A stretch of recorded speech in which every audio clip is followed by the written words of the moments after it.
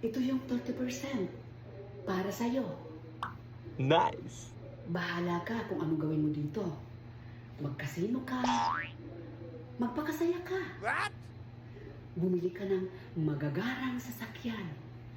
Bahala ka kung ano gawin mo dito. So nice. Ako yung para sa akin, tinabi ko na.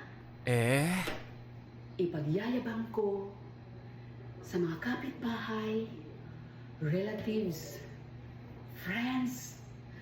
Kailangan malaman nilang mayaman ako.